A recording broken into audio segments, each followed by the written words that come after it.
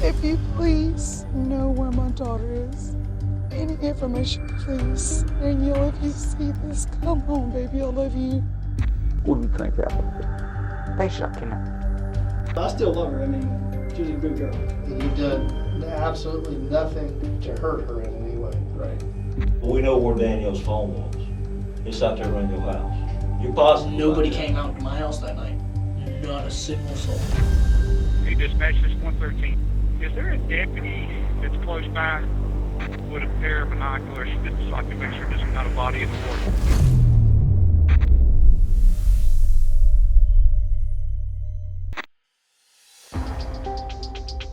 On the morning of March 12, 2014, 15-year-old Danielle Locklear is nowhere to be found at her home in Hope Mills, North Carolina. Her Aunt Chyna is overwhelmed with worry. The last time anyone saw Danielle was around 10 p.m. the night before, when she left the house. She says that she was taking a notebook to a friend's house and she never came back. So I immediately called 911. And second thing was I called high school and they said she was not at school.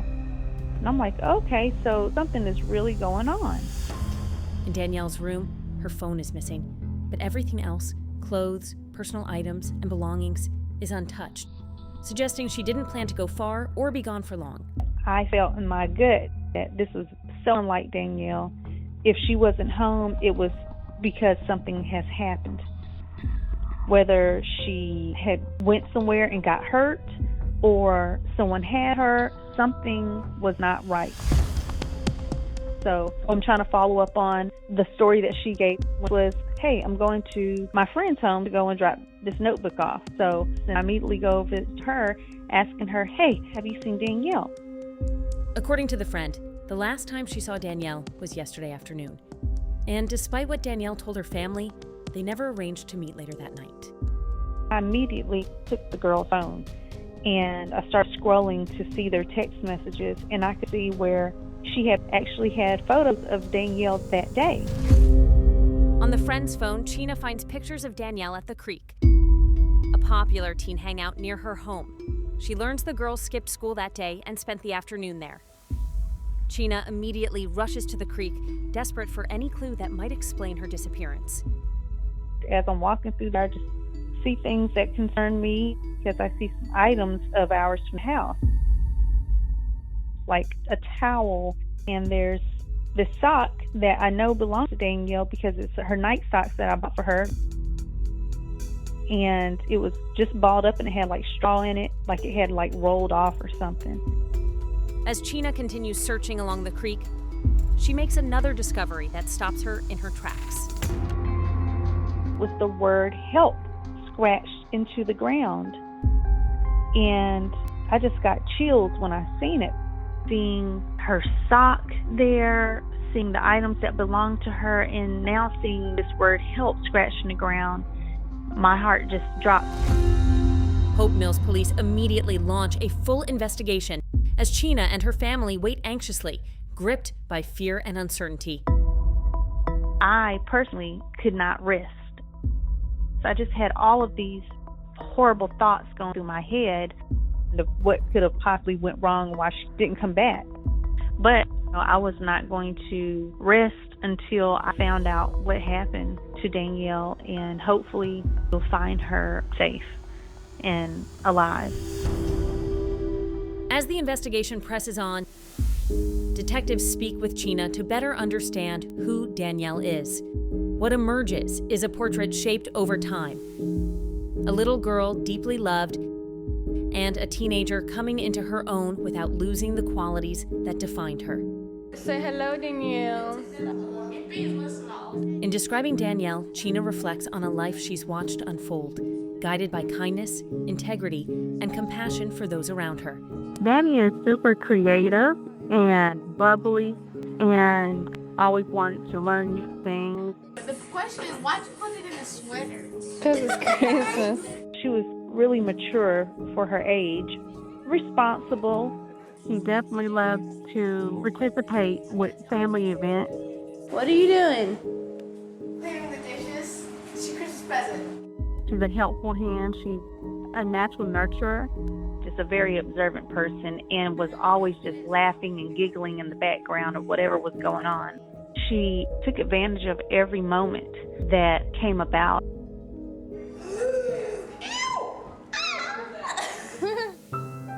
As a kid, Danielle, she actually was kind of a tomboy. She would jump on the trampoline with her brother doing flips. She wasn't afraid to get her hands dirty. But when she was becoming a young woman, I think she realized that she's catching the attention of the boys. You don't see very many girls that have the dark hair and bright eyes, so she sticks out.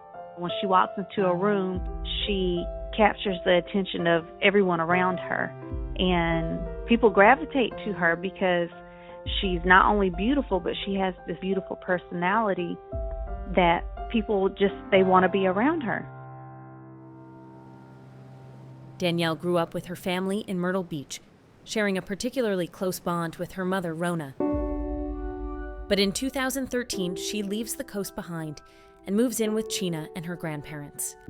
My sister Rona was in the middle of going through a divorce, and she was working and not home on a regular. And so she asked, would we mind if Danielle came and stayed for a little while so she wouldn't have to leave Danielle by herself? So, of course, we were like, yeah, no problem. That June, Danielle moves to Hope Mills, stepping into a new chapter full of promise. Faith has always been a steady presence in her life, and she quickly immerses herself in her church community, finding purpose and connection. We would have a youth Christian camp. Danielle volunteered and helped with the kids and participated in all the activities. And that's where she met Jamichael Malloy. 17-year-old Jamichael is also involved with the church's youth group. He's heading into his senior year at Cape Fear High School, about 25 miles from where Danielle is living in Hope Mills. They did some volunteering together, worked on some events, went on field trips to museums, and they began to come close.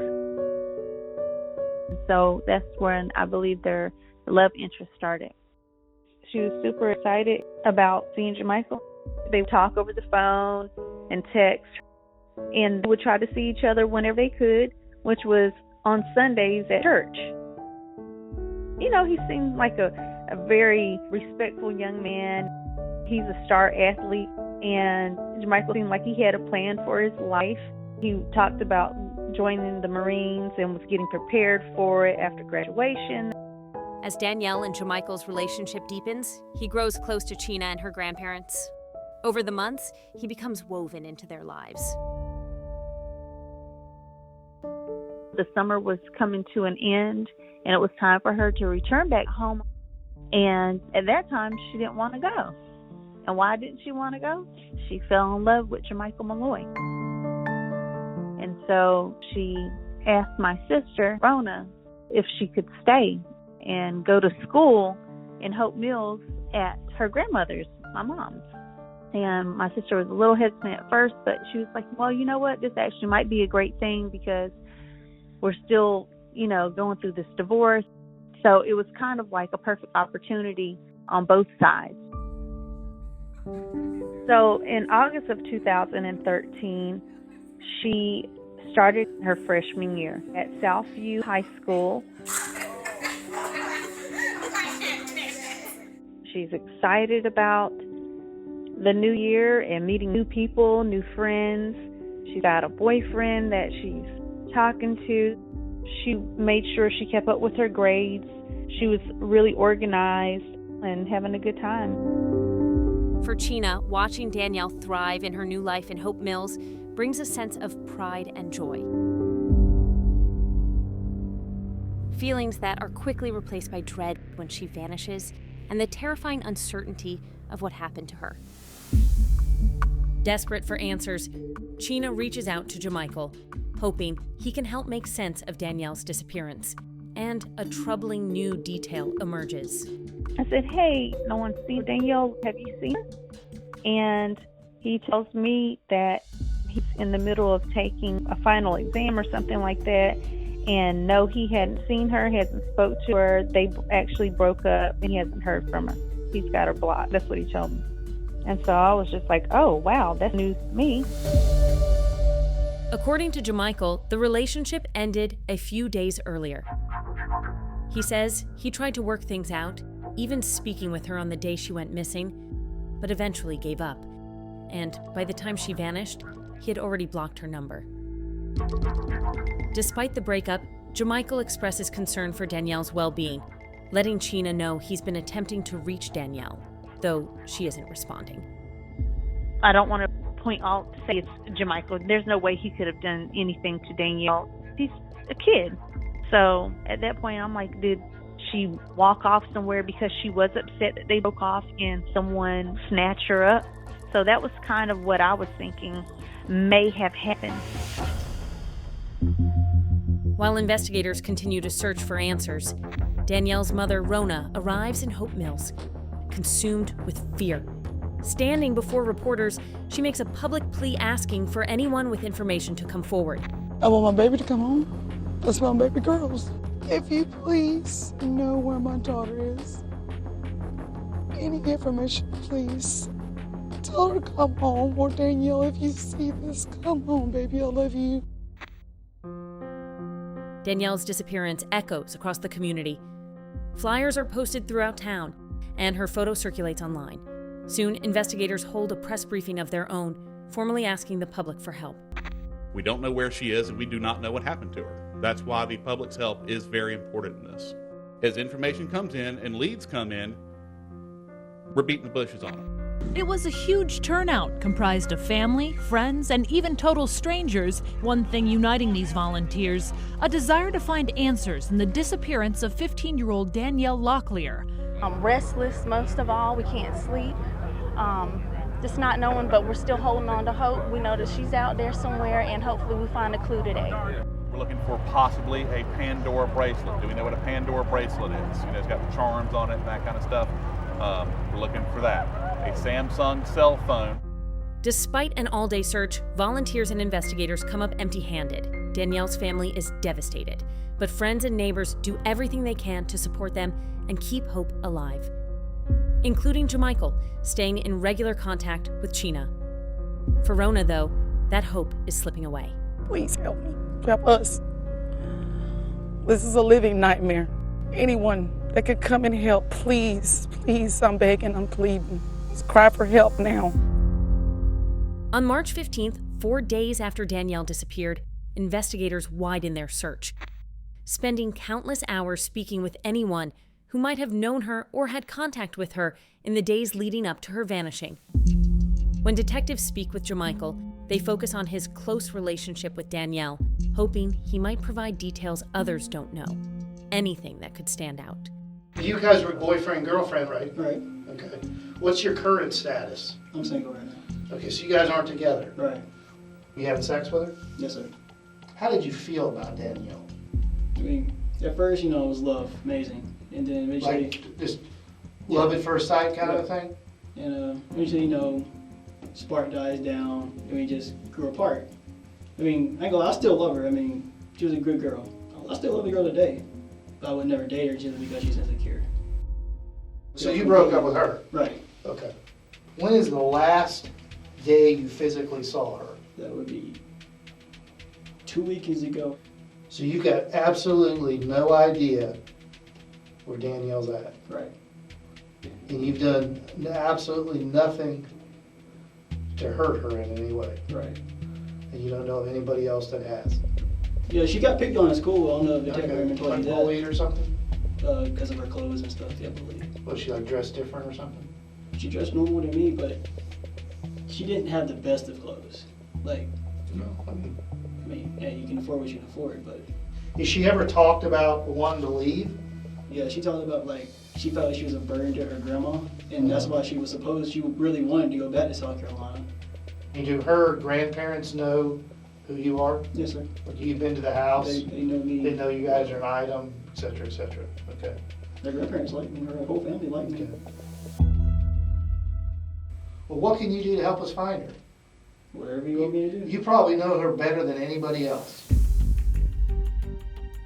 You think she's hiding out at somebody's house somewhere?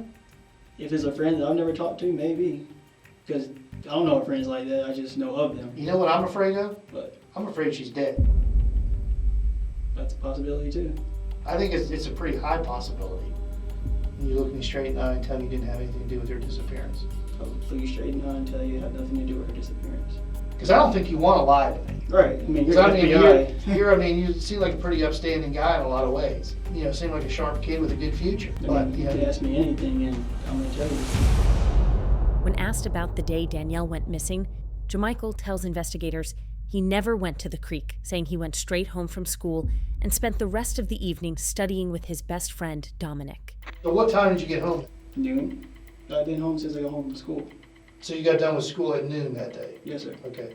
And you never left the house from noon until you went to sleep that night? Right. So when they analyze your call records and they look at the GPS data and all that stuff, that's going to show that you're at your house? Yes, sir. They're not going to find it, no, you weren't at your house? Right. You're sure? I'm sure. Okay. Who's the dude's Dominic? What's Dominic's name? Dominic Locke. Locke? Yes, sir. Is he a Cape Fear dude? Yes, sir. What time did he leave? He went to school with me.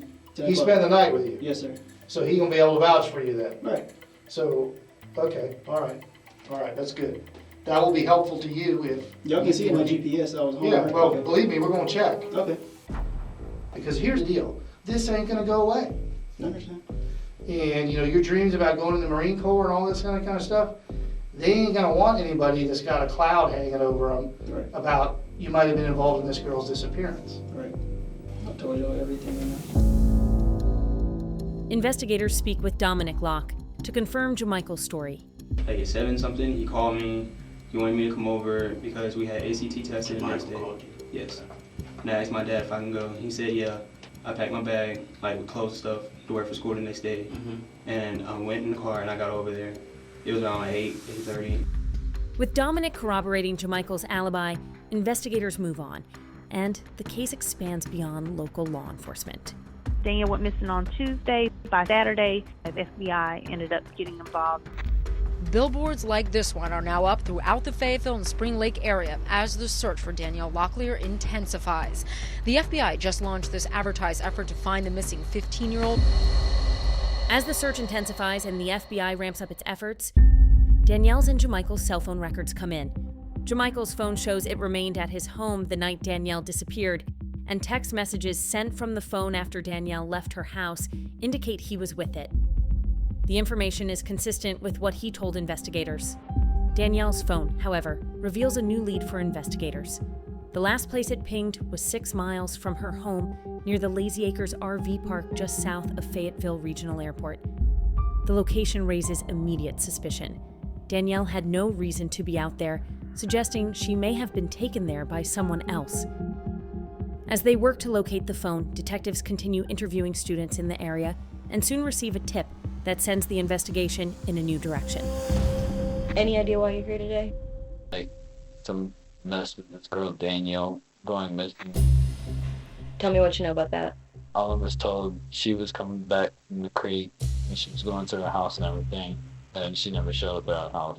Okay. And when you said you were told that, is that something like you saw on the news or some like people talking? My buddies told me.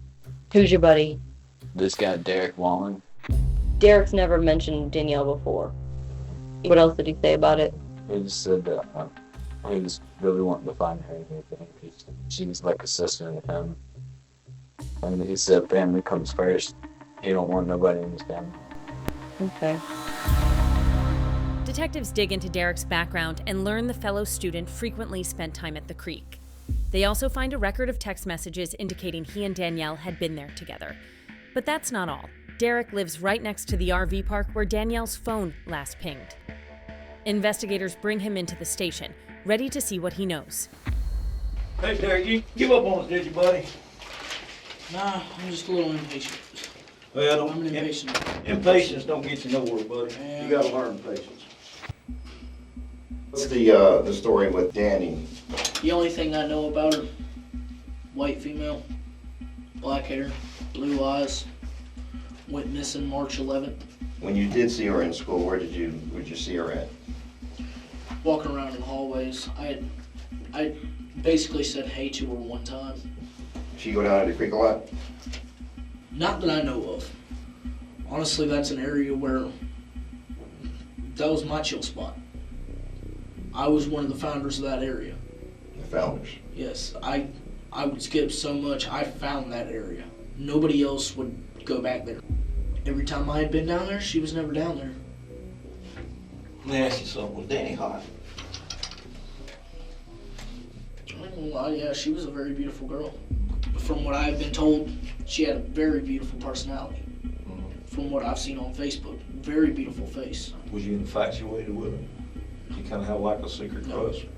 No? She seemed a little too preppy. Too preppy, kind of standoffish? Yeah. Was she standoffish to you? She seemed like a goody-goody. And honestly, I don't hang out with the goody-goodies. Goody-goodies have a bad habit of snitching. I ain't gonna lie. I do illegal things, and I know I do. Derek's interview raises multiple red flags. He downplays his connection to Danielle and denies ever being at the creek with her, claims that don't line up with what investigators have already uncovered. But when police search his property, the investigation takes a darker turn. 2 shovels appear to be stained with blood, along with a burn pit showing signs of recent use. It's a troubling discovery that casts a dark shadow over one question. Why did Danielle's phone end up near his home? You know where Danielle's phone was? It's out there around your house. And that was Tuesday night, 10:45. That's when it was last pinging, and it was in that area. Now you just happened to be at your house by yourself from 8:30 till 12:30, 1 o'clock. Yeah. And I'm asking you, was she alive when she left that area out there around your house Tuesday night? I have no idea. I didn't see her. So you're saying she wasn't out there at all? She didn't come out there with some of your friends? No, she didn't know where I lived. You're positive? Nobody came out to my house that night. Nobody? At all. Nobody showed up? Not a single soul. You're telling me you have no knowledge whatsoever of what happened to Danielle Locklear? No, sir. Although Derek claims he was home alone that night, no one can corroborate his story. And given the earlier inconsistencies in his accounts, investigators remain suspicious. But with no definitive proof linking Derek to Danielle's disappearance, he is free to go as detectives await lab results from the shovels and the burn pit.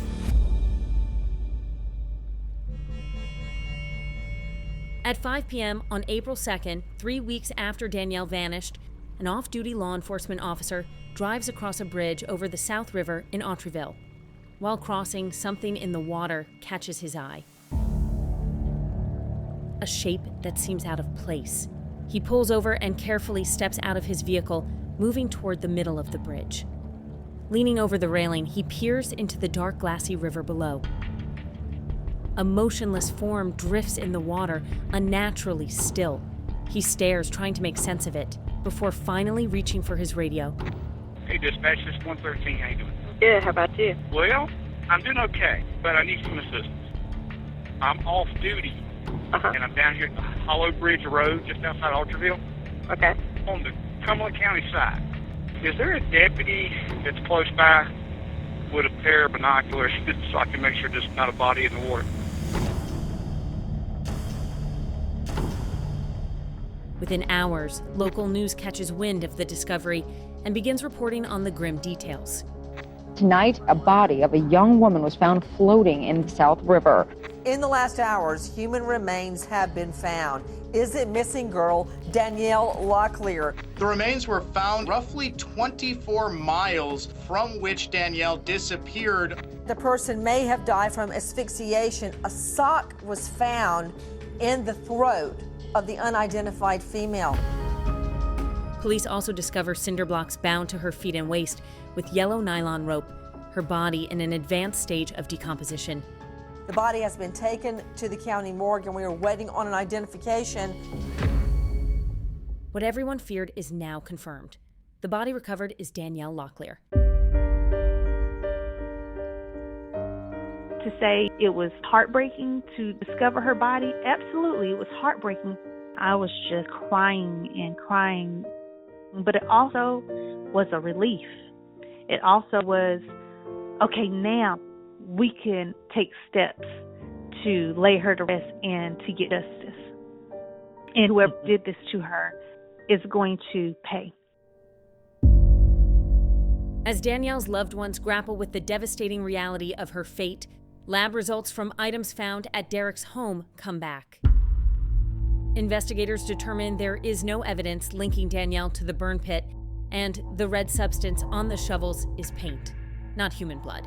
Derek also passes a polygraph, and after a thorough investigation into him, he's ruled out as a person of interest.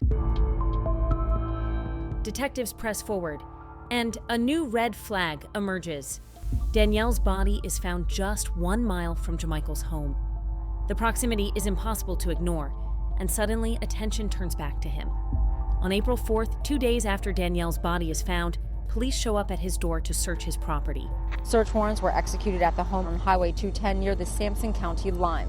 Jamichael Malloy watched innocently with his dog as investigators combed for clues in the disappearance of his 15-year-old girlfriend, Danielle Locklear. Police say investigators took various items in for evidence. Jamichael has been given a polygraph and later sits for a second interview with detectives. You're saying you didn't have anything to do with it? Yes, sir. And that's the way you want this to go down. That's the way you want to be perceived. Yes, sir. You failed that polygraph terribly. Terribly. How do you think that's going to make you look? Unless y'all can prove it has something to do with it, which y'all are not going to be able to because it doesn't have anything to do with it, I'm going to look perfectly fine. Well, then help me with this. Why did you fail the polygraph? I was nervous. I'm nervous sitting here now, so I mean, they say they can like twist knobs or something like that, but I mean, it don't work that way, Michael. It doesn't. Detectives step up the pressure on Jamichael, confronting him with what they've uncovered at his home. Her body was weighed down in the river by a cinder block. Okay.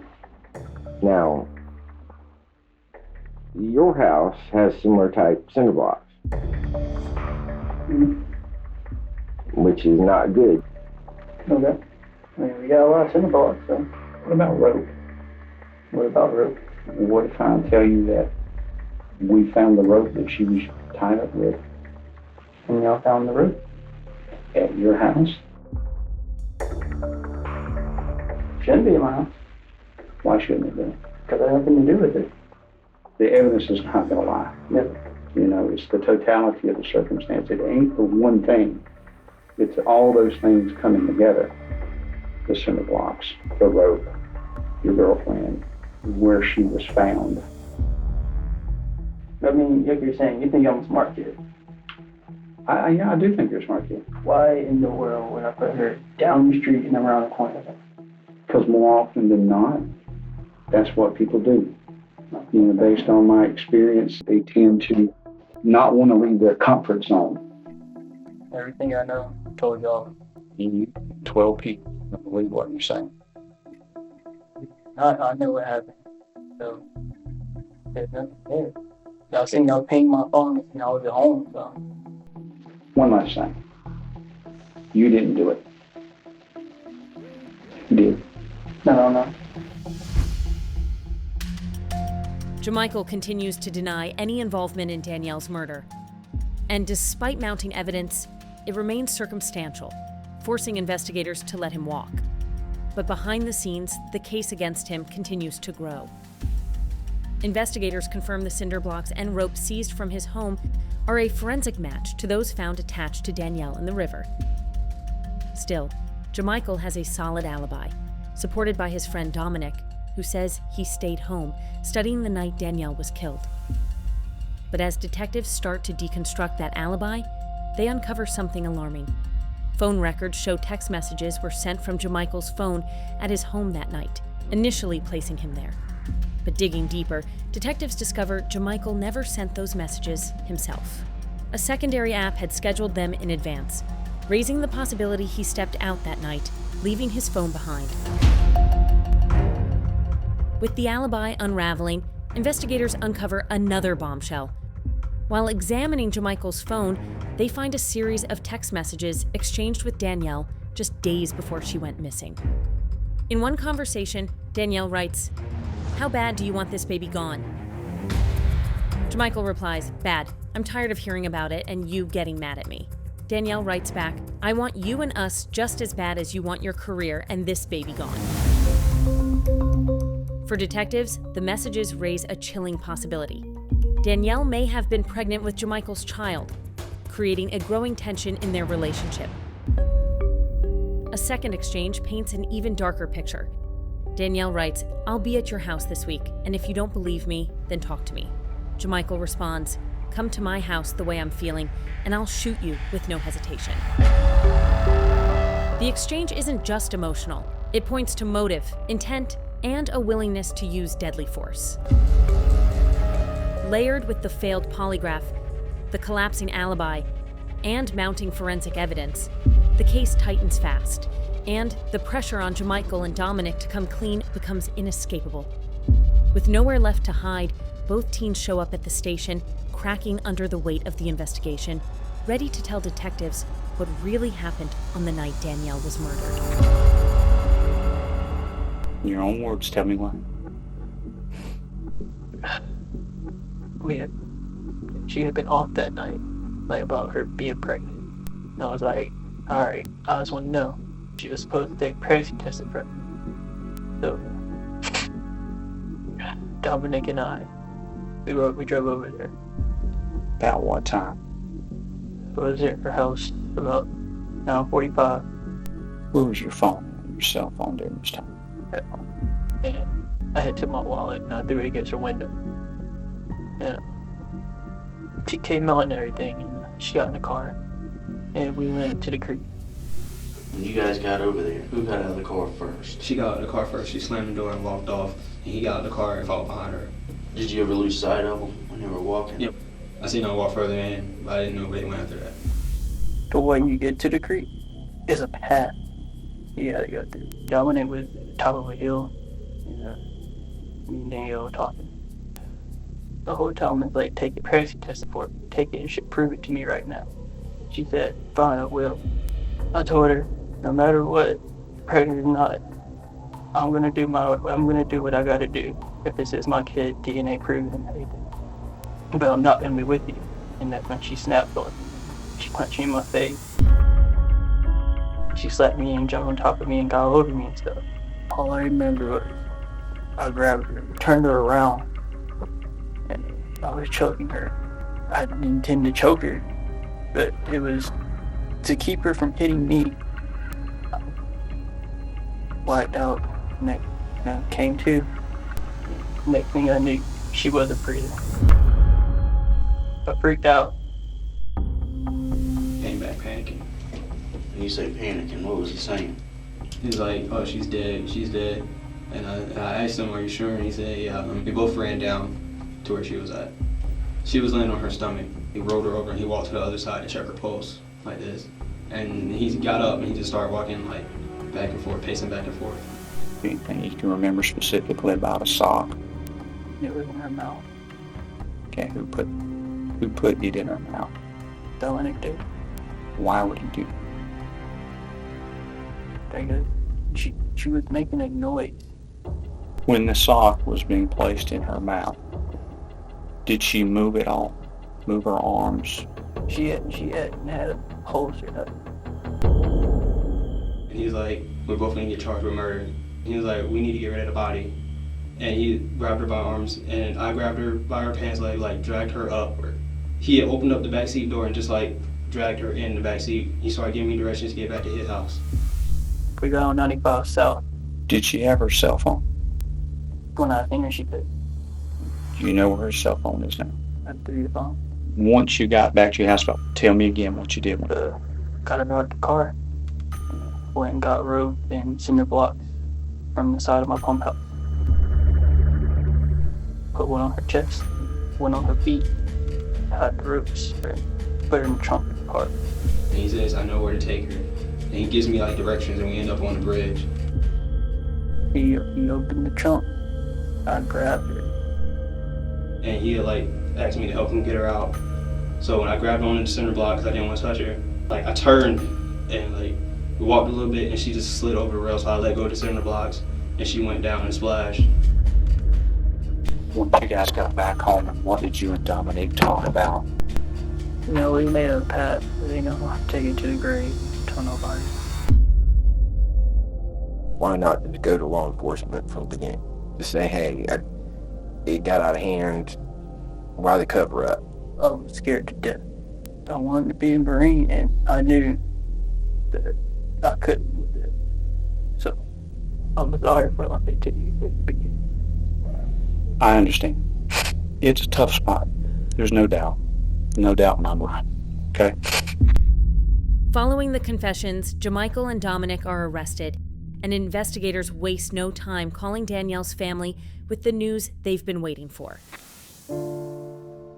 It all hit us like a ton of bricks. Oh, I remember the detective coming up to my mom's and she said, "We got him. He confessed." And I remember saying, "Yes!" with excitement. And then I looked around and my aunt, my mom, and my sister just started bawling their eyes out. And I felt guilty at that moment. I'm like, this shouldn't be an exciting moment. This is now puts things into perspective that, okay, this is a new reality. With the two teens now in custody, investigators confirm Danielle was never pregnant. The conflict that took her life grew from a belief that was never true. But the loss was made even more unbearable by Jamichael's betrayal, someone they had welcomed and trusted as part of their family.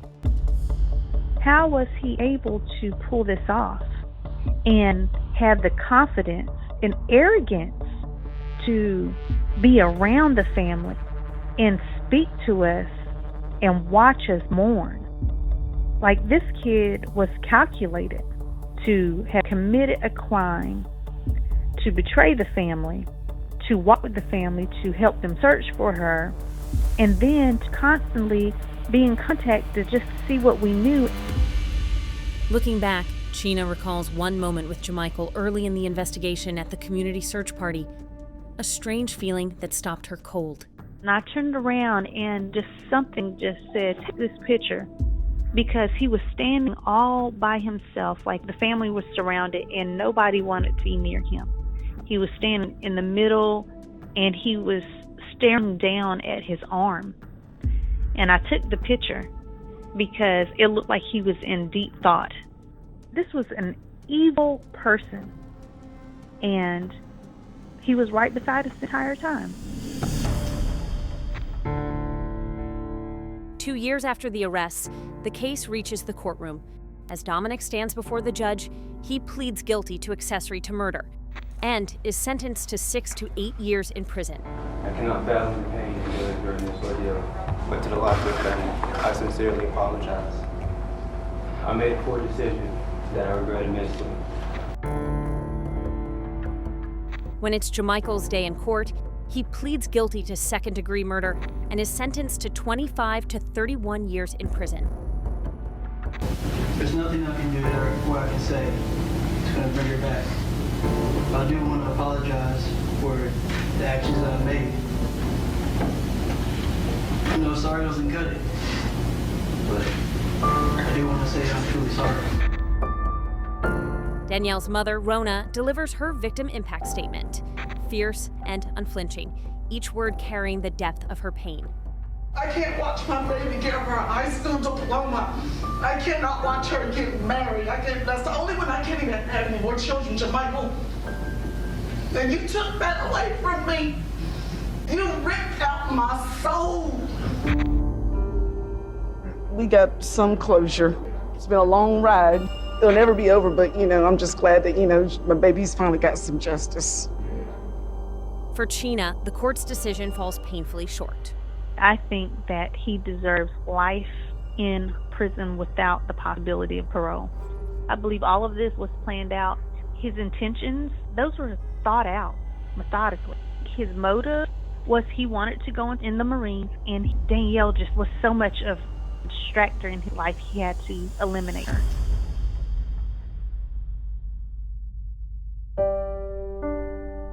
Though the verdicts can never fully account for the depth of Danielle's loss, it offers a fragile step toward closure, allowing her family to begin moving forward while holding tightly to her memory.